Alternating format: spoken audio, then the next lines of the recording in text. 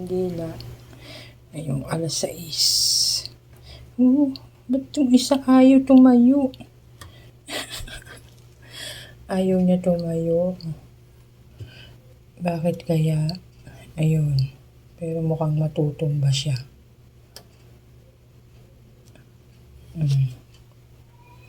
Ayan. At least ako naalala ko. Diba din na hindi nila ako maalala.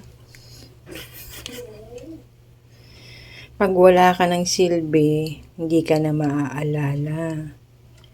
Maaalala ka lang pag patay ka na. The truth. Real talk. Tumulo lang to kasi yung dulo nito ayaw tumayo.